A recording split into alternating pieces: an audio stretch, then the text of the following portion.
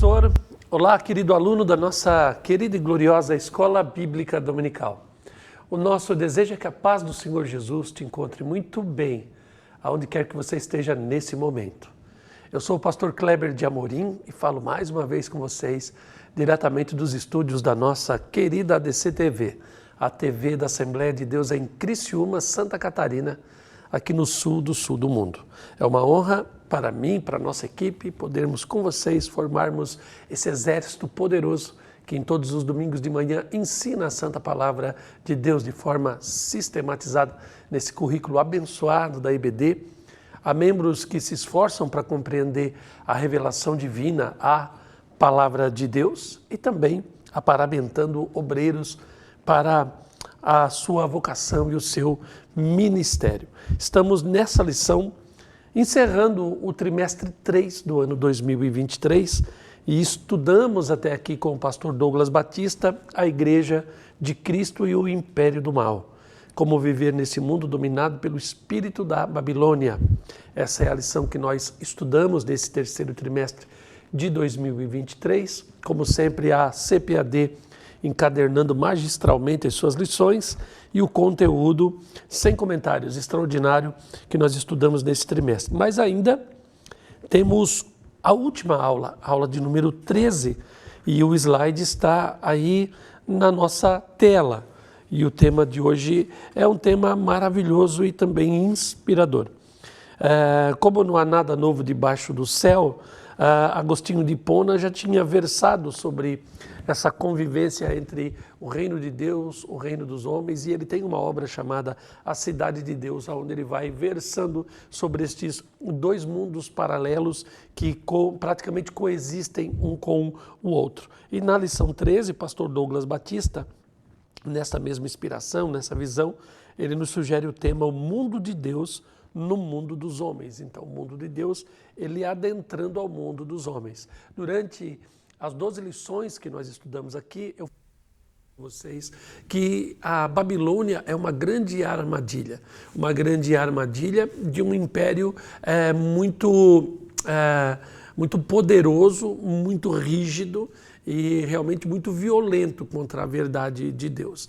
É um império vasto, amplo, que nos mostra uma pseudo-liberdade porque suas muralhas elas são enormes e os seus portões são pesadíssimos e cerrados. Aí Deus insere dentro deste império a Nova Jerusalém, ou a Jerusalém, o reino de Deus, com as suas portas abertas. Então nós estamos habitando esse mundo celeste, porque o Espírito de Deus já está em nós.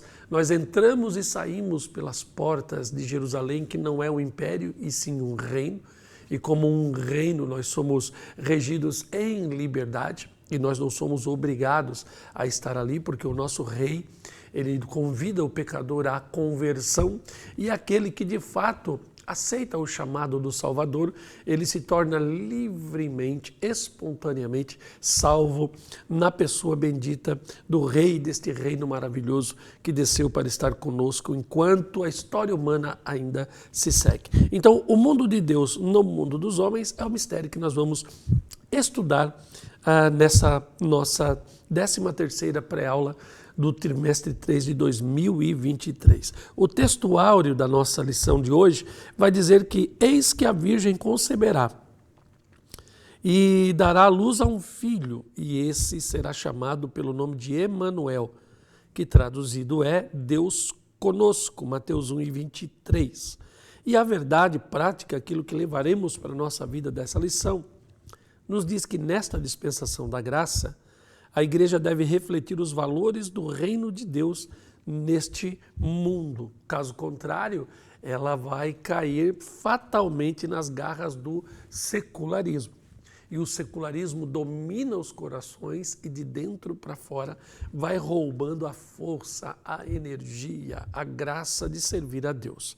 A lição bíblica em classe, Mateus 1:21 até o verso 23, e depois o pastor Douglas faz uma junção de Gálatas 4, dos versos 3 até o versículo 7. Por conta da lição não ser tão extensa, eu quero ler a leitura com vocês agora. Mateus 1:21, e ela dará à luz a um filho, e lhe porás o nome de Jesus, porque ele salvará o seu povo dos seus pecados. Tudo isso aconteceu para que se cumprisse o que foi dito da parte do Senhor pelo profeta, que diz: eis que a virgem conceberá, dará à luz a um filho, e ele será chamado pelo nome de Emanuel, que traduzido é Deus conosco. Já em Gálatas 4, a partir do verso de número 3, assim também nós, quando éramos meninos, estávamos reduzidos à servidão debaixo dos primeiros rudimentos do mundo. Então ele vai falando então da visão muito simplista lá da religião judaica no começo de tudo. Então, como eles estão vivendo a revelação e a revelação a partir deles vai se desenvolvendo na Terra, eles também tiveram um período da sua infância intelectual em relação à própria revelação de Deus. Então, aquele Israel que sai do Egito era menino, vai receber a lei de Deus e a responsabilidade de ser povo do Senhor na Terra prometida. Mas agora, vindo a plenitude dos tempos, Deus enviou seu filho. Esse filho é nascido de mulher e ele está debaixo da lei. Ou seja, essa dispensação da lei vai se findando em Jesus. Então, quando você vai ler os evangelhos, você vai ler ali a pessoa de Jesus, os apóstolos, João Batista, etc. E aí você vai estar no Novo Testamento da Bíblia dos cristãos. Mas Cristo, João Batista, a primeira igreja, os apóstolos, eles estão encerrando a plenitude da lei, dentro do próprio Novo Testamento. Então há como se fosse um tecido sendo dobrado para depois ser costurado e formar um pano de fundo histórico. Então eles estão encerrando um ciclo, o outro está começando e os dois estão se relacionando para remir os que estavam debaixo da lei, a fim de recebermos a adoção de filhos. E esse termo adoção, ali na frente da lição a gente estudará no tópico de número 3 e nós vamos perceber que é uma linguagem não usual do Antigo Testamento, até pelo exclusivismo que estava habitando o ideário judeu do Antigo Testamento. Somos o povo de Deus, filhos de Abraão, temos a lei de Moisés. Eles consideravam-se salvos apenas por serem quem eles eram, não é? Mas aí, então, agora, aqueles que recebem a palavra do Evangelho na plenitude da graça são de fato os verdadeiros filhos e são adotados por Deus. Agora, gentios e judeus, judeus e gentios, homens e mulheres, servos e senhores, eles são todos humanidade e ela é em Cristo Jesus resgatada. Então todos aqueles que aceitam a Jesus, como diz João 1:12, vão se tornar filho de Deus. Por quê? Porque são adotados agora pelo Deus da glória. E porque sois filhos, Deus enviou aos nossos corações o Espírito do seu Filho, que clama Abba Pai. Então, sem o Espírito de Cristo, você não pode ser dele, muito menos ter acesso junto ao Pai, chamá-lo de papaizinho e exercer uma comunhão de intimidade com o Senhor. Assim que já não és mais servo, mais filho, e se és filho, és também herdeiro de Deus por Cristo Jesus. Então, quando eu vou falar da herdade, quando eu vou falar da herança, eu estou falando de algo que eu possuirei no futuro. Então, a fé cristã, ela tem uma mensagem salvífica ou soteriológica, mas ela também tem uma mensagem escatológica, apontando para o futuro, apontando para uma recompensa. E aqui o apóstolo Paulo está falando aos Gálatas sobre essa questão da herança. Somos herdeiros, ou seja, nós possuiremos algo além daquilo que nós já recebemos quando aceitamos o Salvador. Então nós temos aqui o texto de ouro que a gente já leu, a verdade prática que já lemos, a introdução e vamos chegar no primeiro tópico dessa nossa 13ª lição, o reino de Deus no mundo. Qual é a síntese para esse tópico? Se você memorizar bem a síntese, você vai então seguir o curso desse primeiro tópico dentro do tempo apropriado e abordando todos os temas que serão necessários abordar aqui dentro. Então, o primeiro, a síntese, melhor dizendo, o reino de Deus no mundo se caracteriza pela encarnação de Jesus Cristo, além da propagação de sua mensagem e dos seus valores. Então, primeiro, a encarnação do Verbo, nós vamos estudar aqui. Nós vamos estudar a propagação da sua mensagem, que é a grande demanda da igreja, a comissão da igreja, pregar o evangelho por todo o mundo. E esta mensagem, ela possui seus valores, de sorte que não há como você praticar um cristianismo sem expor, sem exteriorizar os valores do reino de Deus. Muitos têm uma visão um pouco liberalizante do Evangelho e confundem a liberdade em Cristo com a libertinagem e vão dizer que toda e qualquer busca por um padrão de excelência cristã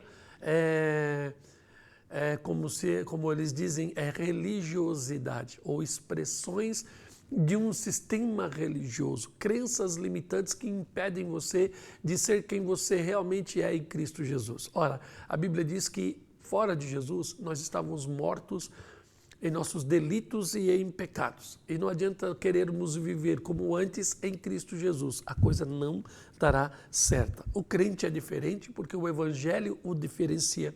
Por quê? Porque embutido ao Evangelho, ou incluso ao Evangelho, ou como a essência do Evangelho, estão os valores do reino de Deus. Então, a encarnação do Verbo. Esse texto é um texto nosso como subsídio, e aqui mas ele está relacionado diretamente ao texto aqui da nossa lição. Então, Mateus assevera a profecia de Isaías, da encarnação do Verbo. Esse evento se deu na concepção do Senhor pelo Espírito Santo no ventre da Virgem Maria, né? Os evangelhos então vão dizer que Jesus é o Filho do Altíssimo, e o evangelho de João, que não é sinótico aos outros três, vai então expressar Jesus como Deus e chamando-o de Verbo, ou de Logos, ou a mente de Deus. E esse Verbo se fez carne. Então, assim, o tempo determinado, que é a plenitude dos tempos, Jesus, ele nasce e aí ele vai participar da nossa natureza para expiar nossos pecados. Aquilo que nós falamos durante o trimestre, aquela máxima da nossa patrística cristã. O que não é assumido não pode ser redimido. Falamos muito durante esse trimestre da visão gnóstica, né, da matéria como sendo má, e o escândalo para os judeus de Deus estar na pessoa de Jesus, ou Jesus se fazendo igual a Deus. Então, o mistério da piedade, lá de 1 Timóteo 3,16, que falamos muito na pré-aula passada, tem como ponto central a justificação em carne daquele que se manifestou no mundo dos homens na pessoa de Jesus Cristo. E quem foi este? O Deus Filho da Santa Trindade. Então, o Deus Filho é uma das pessoas da divindade eterna, mas que neste mundo, ao se encarnar, se fazer carne, se tabernacularizar para estar com os homens, ele então se manifestará na pessoa de Jesus Cristo. Quando você falar de Jesus Cristo, geralmente você vai ser remetido pelo nosso ideário cristão ocidental à pessoa de Jesus de Nazaré, aquele homem que andou com os homens, se fez homem e então veio resgatar os homens no seu mundo. Mas, além de Jesus de Nazaré, ou a pessoa do Nazareno, a pessoa do Filho da Trindade que está nele. Então, a pessoa do Filho se manifesta aos homens na pessoa de Jesus de Nazaré, ou para nós, Jesus Cristo, o Salvador ungido. O Logos, ou a mente divina, que é um conceito helenista, grego, filosófico daquele povo, e que é muito bem compreendido pelos povos daquela época, dentro do Império Romano, torna-se a manifestar em carne a expressão máxima da divindade na criação. Deus só pode ser adorado onde manifesta a sua glória. Então, Jesus de Nazaré é a manifestação da glória divina. Nele habitava corporalmente, diz Paulo aos Colossenses, toda a plenitude da divindade. Então Deus só pode ser adorado onde ele manifesta a sua glória e aonde ele revela a sua vontade. Então em Cristo Jesus a glória está revelada, por isso que a glória da segunda casa, como disse Ageu, vai ser maior que a primeira, e a palavra de Deus ela é revelada aos homens. Então Deus se manifesta e Deus se revela. Em Cristo, então, Deus pode ser adorado. Jesus é a manifestação da divindade e, como verbo vivo, revela a vontade de Deus para cada um de nós. Então, essa é a ideia desse primeiro subtópico. No subtópico 2, o nosso autor vai falar sobre, então, a mensagem do reino. O que esse Cristo está comunicando? Já que ele é a mente, já que ele é a própria palavra, o que essa palavra está nos comunicando?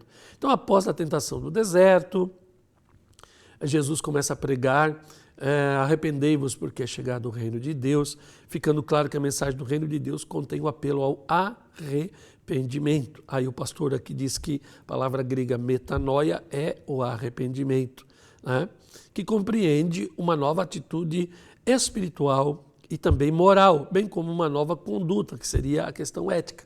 Então esse tripé nós temos que, muitas vezes a gente não faz menção desse tripé necessário à exteriorização do verdadeiro cristianismo. Então você tem que ter ali uma virtude espiritual, moral e ética. A espiritualidade com relação à salvação. Os valores morais, a estrutura da sua vida como cristão, e a ética, a prática de tudo isso. Então, muitas pessoas se preocupam muito com a espiritualidade e se esquecem da sua moralidade e da ética que eles devem, então, manifestar. Por conseguinte, é papel da igreja proclamar a mensagem do reino a todo mundo. Então, aqui eu coloquei três tópicos para comentar esse segundo subtópico aqui. A tentação no deserto foi a vitória antecipada do Cordeiro no mundo dos homens, do Cordeiro de Deus no mundo dos homens. Ele entra e sai desse ambiente por uma vez e vence incontestavelmente o príncipe desse mundo. Jesus ele não viveu depois em deserto. E muitos crentes adoram o deserto. Muitos cantores usam a questão do deserto para emocionalizar o povo. Jesus ele entrou no deserto, o deserto é símbolo do mundo dos homens, e ele vai e vence o príncipe do mundo dos homens, e ele nunca mais volta para o deserto para ser tentado. Então que fique claro para os seus alunos, nessa nossa aula do próximo domingo, que nós não precisamos habitar deserto, cultivar deserto, cultuar deserto. O deserto deve ser vencido uma vez para que depois você chegue ao final da sua carreira. Como Paulo chega ao final da sua carreira e Jesus chega ao final da vontade de Deus em sua vida na cruz do Calvário. 2. Na pessoa de Cristo, o reino dos céus é chegado aos homens, é uma espécie de representação direta de Deus. Então, como ele tinha nele, corporalmente, habitando toda a plenitude da divindade, ele dá do seu espírito à igreja, e a igreja agora manifesta o evangelho, e os sinais vão seguindo aqueles que creem. Ou seja, a igreja é uma representação de Deus no mundo. Por isso, espiritualidade, moral e ética devem estar presentes na nossa conduta. 3. O protocolo de acesso a esse reino é o completo e genuíno arrependimento. Então nós temos ali uma confusão quando a Vulgata Latina de Jerônimo ela é editada já fazendo coro com a teologia católica romana. O grego ele é substituído pelo latim, o grego como língua original do Novo Testamento, e a palavra metanoia, lá no latim, ela é, na Vulgata Latina, compreendida como penitência.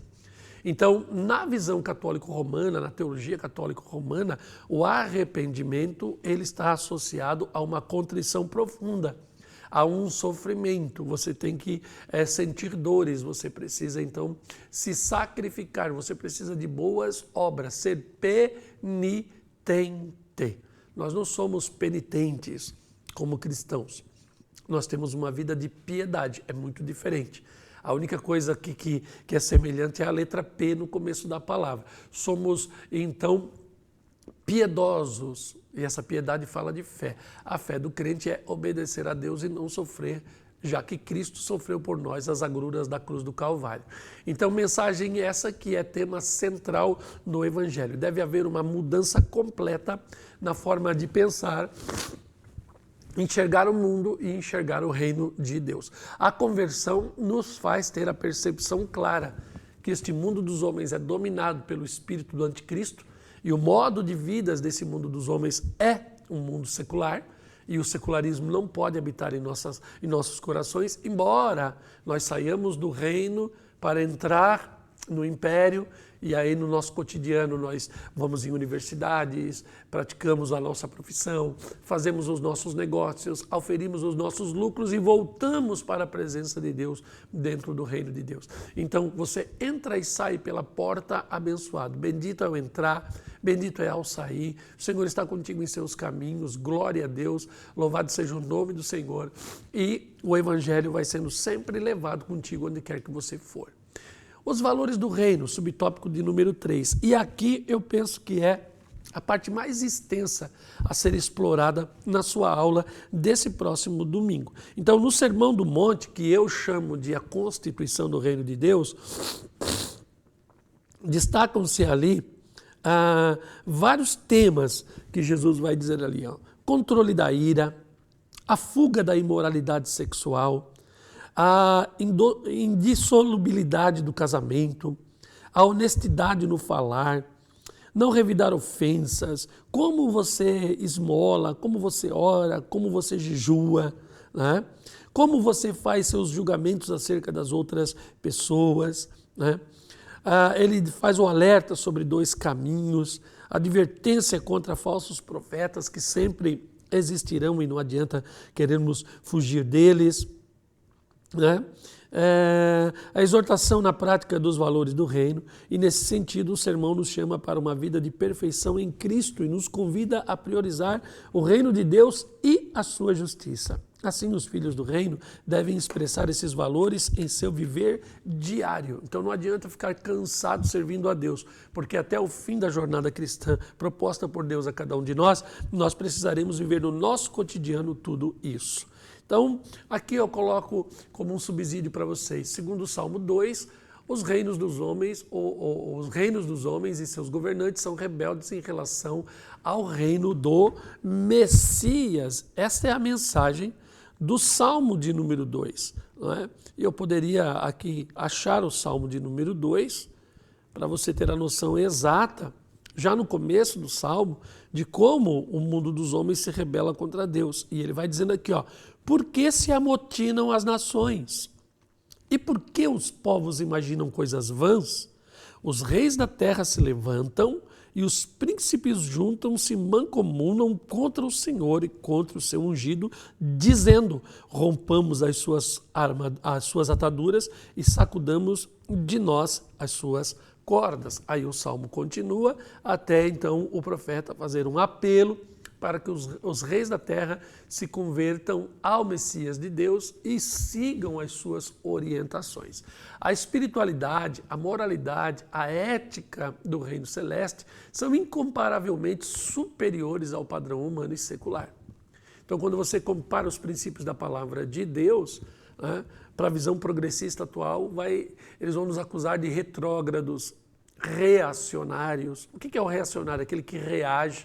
E, de fato, não há como você estar antagonizando uma visão sem ter alguns choques, algumas reações. E eles dizem que as nossas reações, ao defender esse padrão que é muito mais elevado, é algo autoritário, violento, sem nenhum tipo de amor. Os filhos do reino celestial devem manifestar em si mesmos as riquezas do seu Deus, assim como Cristo manifestava a glória divina em si mesmo. Motive, então, seus alunos a serem mais crentes. Motive seus alunos a manifestar a glória de Deus e viverem em Cristo Jesus a plenitude do Evangelho em seus dias. Chegamos aqui no segundo tópico, as bênçãos de uma vida no reino. Qual é a síntese? A remissão do pecado, a adoção e o torno... a remissão do pecado, a adoção e o tornar-se herdeiros de Cristo são bênçãos de uma vida no reino de Deus. Então nós temos aqui no nosso segundo tópico a remissão dos pecados.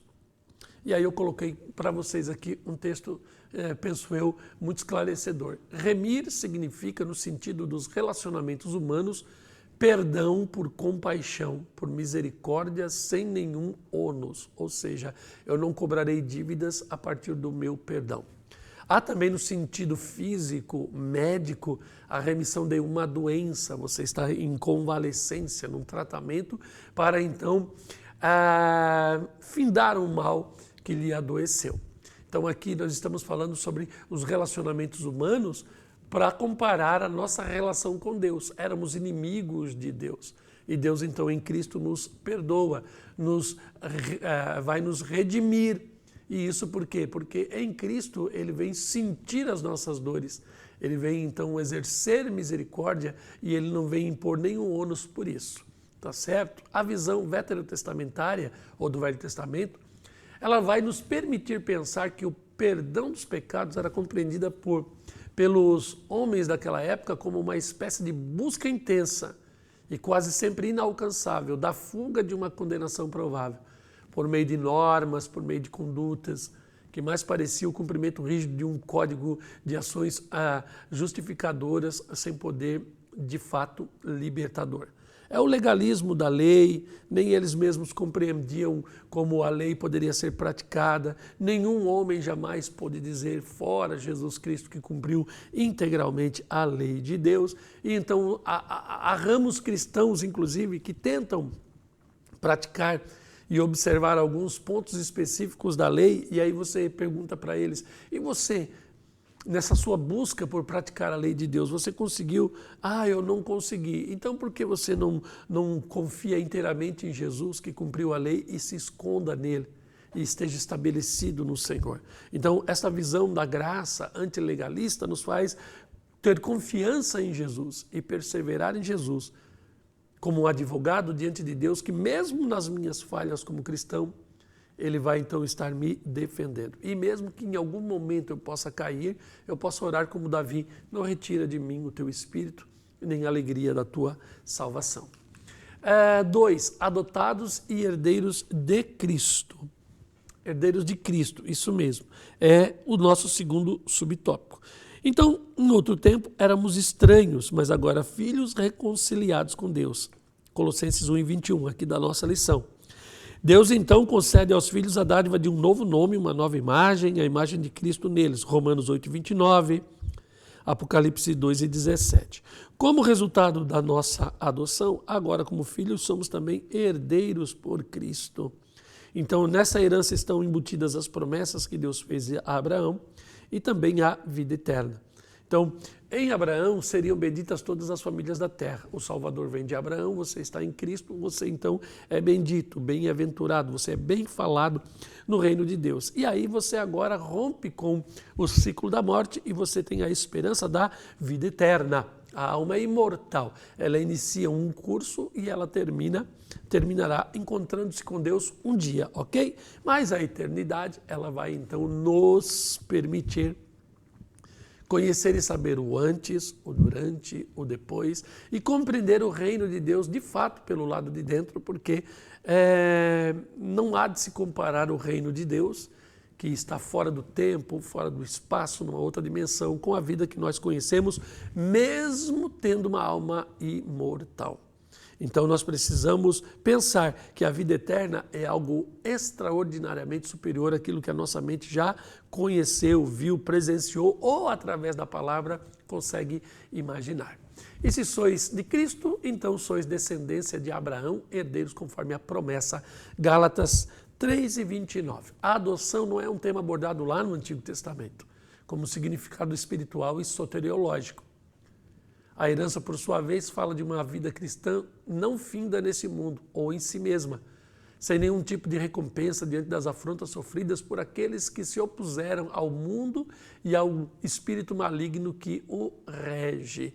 Então, os sofrimentos de agora não vão se comparar com a glória futura que a nós está reservada. Então, não compare a vida eterna com a vida que você tem e não compare a recompensa e a herança futura que está vindo aí com a alegria da salvação agora, com o batismo com o Espírito Santo ou com coisas que você já viveu e se maravilhou com Deus aqui na terra. Há algo muito maior, algo muito mais excelente, algo muito mais extraordinário vindo por aí em nome de Jesus.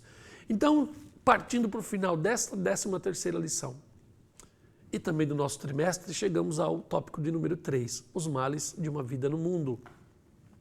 A escravidão do pecado, a ira e a condenação eterna são elementos dos males de uma vida aqui nesse mundo. São só 2 subtópicos e eu quero já resumir para vocês.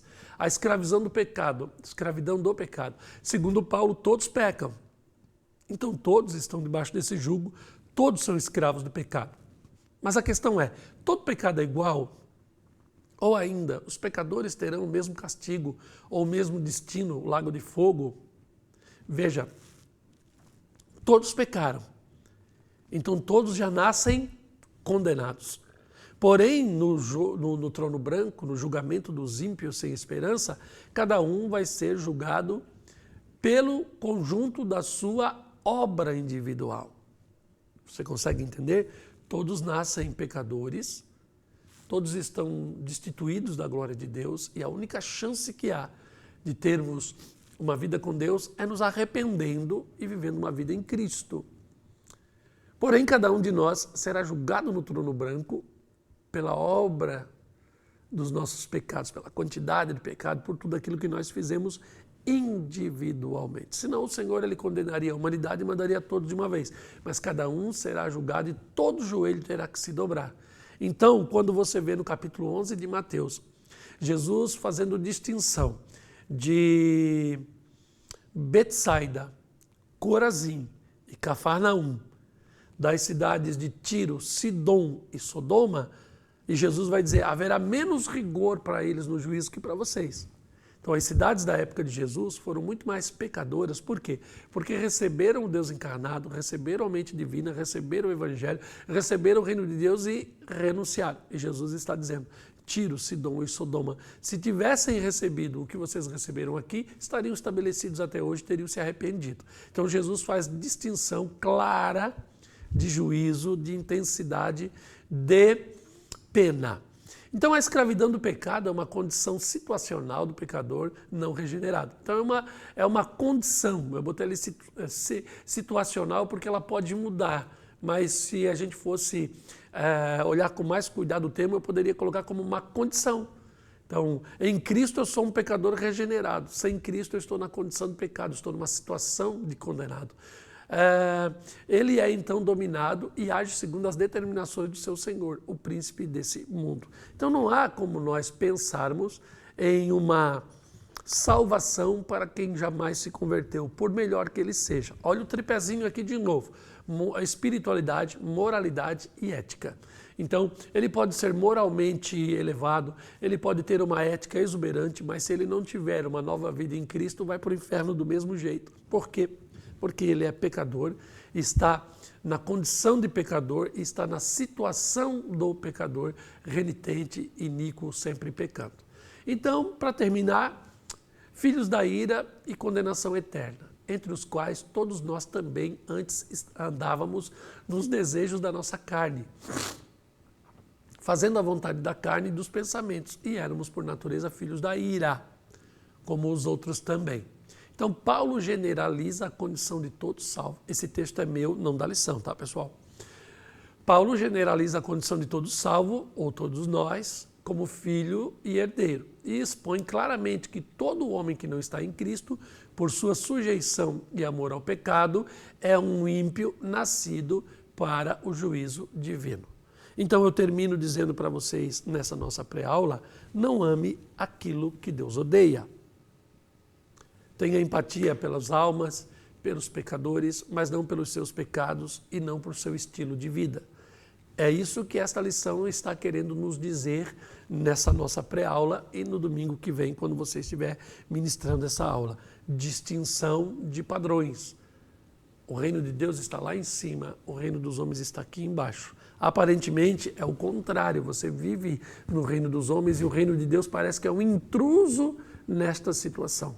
Mas o mistério de Deus, a salvação de Deus, as delícias de Deus estão conosco em nome de Jesus. Então a gente chegou aqui na conclusão, chegamos então aqui no nome das pessoas envolvidas nesse expediente, dos quais eu peço que você ore, e também pedindo que você que chegou até o final desse vídeo, curta, compartilhe, divulgue o nosso trabalho nas suas redes de contato, nas suas redes sociais, e pedimos ao Senhor que nesse próximo domingo você seja abençoado, seja um professor eficaz e que a sua aula seja um sucesso em nome de Jesus. Até o próximo trimestre, quando estaremos estudando com o pastor Gabi, Wagner dos Santos Tadeu Gabi, até os confins da terra. Deus abençoe e até a próxima pré-aula, em nome de Jesus. Amém.